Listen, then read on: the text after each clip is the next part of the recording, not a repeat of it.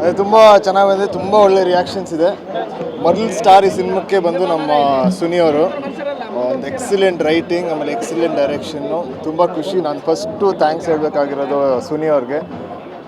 ತುಂಬ ಒಳ್ಳೆ ಸಿನಿಮಾ ಮಾಡಿದ್ದಾರೆ, ನನ್ನಂತೂ ತುಂಬ ಚೆನ್ನಾಗಿ ತೋರಿಸಿದ್ದಾರೆ, ತುಂಬ ಖುಷಿ ಅದಕ್ಕೆ.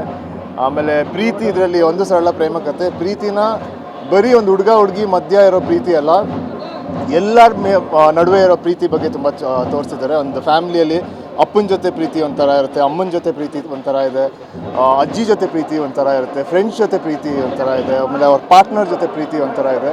ಅದು ಇದರಲ್ಲಿ ಏನು ಒಂದೇ ಒಂದು ತೋರಿಸುತ್ತೆ ಅಂದರೆ ಏನಾಗಬೇಕು ಅದು ಹಾಗೇ ಆಗುತ್ತೆ. ಸೊ ಜಾಸ್ತಿ ಯೋಚನೆ ಮಾಡಿಬಿಡಿ, ಜಾಸ್ತಿ ಟೆನ್ಷನ್ ತೊಗೊಂಡ್ಬಿಡಿ, ಲೈಫ್ ಯಾವಾಗಲೂ ಚೆನ್ನಾಗಿದ್ದೇ ಇರುತ್ತೆ, ಅದ್ರ ಮೇಲೆ ಟ್ರಸ್ಟ್ ಮಾಡಬೇಕು ಅಷ್ಟೇ. ಸೊ ನನಗಂತೂ ತುಂಬ ಖುಷಿ ಆಗ್ತಿದೆ ಅಷ್ಟೇ.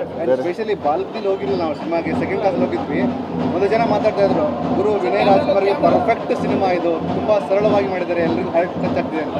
ಈ ಥರದ್ದು ಹಾರ್ಟ್ಲಿ ಒಪಿನಿಯನ್ ಆಡಿಯನ್ಸ್ ಇಂದ ಬಂದಾಗ ಆಸ್ ಆಕ್ಟರ್ ಆಗಿ ಹೇಗೆ ಫೀಲ್ ಮಾಡ್ತೀವಿ? ಅದೇ ನೆನ್ನೆ ರಾತ್ರಿಯಿಂದ ಪೇಯ್ಡ್ ಪ್ರೀಮಿಯರ್ಸ್ ಇತ್ತು, ಅದಕ್ಕೆಲ್ಲ ಪ್ರಚಾರಕ್ಕೆ ಹೋಗಿದ್ವಿ. ಅಲ್ಲಿ ಅವರ ರಿಯಲ್ ಆಡಿಯನ್ಸ್ದು ಏನಾದರೆ ರಿಯಾಕ್ಷನ್ ನೋಡ್ತಿದ್ರೇ ತುಂಬ ಖುಷಿ ಆಗುತ್ತೆ. ಸೊ ಇಷ್ಟು ದಿನ ಶ್ರಮ ತೊಗೊಂಡಿದ್ದಕ್ಕೆ ಎಲ್ಲ ಪೇ ಆಫ್ ಆಯಿತು, ತುಂಬ ಖುಷಿ ಆಗ್ತಾಯಿದೆ. ಆ್ಯಂಡ್ ಸಿನಿಮಾ ನೋಡೋರು ಒಂದು ಮಾತಾಡ್ತಾಯಿದ್ರು, ಅಣ್ಣವ್ರ ಮೊಮ್ಮಗ ಗುರು ಪರ್ಫೆಕ್ಟ್ ಆಗಿರುವಂತಹ ಪಿಚ್ಚಲ್ಲಿ ಒಂದು ಸುಳ್ಳ ಪ್ರೇಮಿಕತೆ ಮೂಲಕ ಸಿನಿಮಾಗಳನ್ನು ಕಂಟಿನ್ಯೂ ಮಾಡಬೇಕು ಅಂತಿದ್ದಾರೆ. ಸುನಿ ಅವರದಕ್ಕೊಂದು ವ್ಯಾಖ್ಯಾನ ಬರೆದಿದ್ದಾರೆ. ನೆಕ್ಸ್ಟ್ ನಿಮ್ಮ ಲೈನಪ್ಗಳು ಜನರಲ್ ಆಗಿ ಸಿನಿಮಾ ಬಗ್ಗೆ ನಿಮ್ಮ ಕೆರಿಯರು ನೆಕ್ಸ್ಟ್ ಈಗ ರಿಲೀಸ್ಗೆ ರೆಡಿ ಇದೆ. ಅಂದೊಂದಿತ್ತು ಕಾಲ, ಪೆಪ್ಪೆ, ಆಮೇಲೆ ಗ್ರಾಮಾಯಣ ಶೂಟ್ ಮಾಡ್ತಾ ಇದ್ದೀನಿ. ಸೊ ಈ ವರ್ಷ ಸಾಕಷ್ಟು ಸಿನಿಮಾಗಳು ಬರುತ್ತೆ. ಈಗ ಒಂದು ಬ್ರೇಕ್ ತೊಗೊಂಡಿದೆ 4 ವರ್ಷ. ಸೊ ಈ ವರ್ಷದಿಂದ ಸಾಕಷ್ಟು ಸಿನಿಮಾಗಳು ಬರುತ್ತೆ.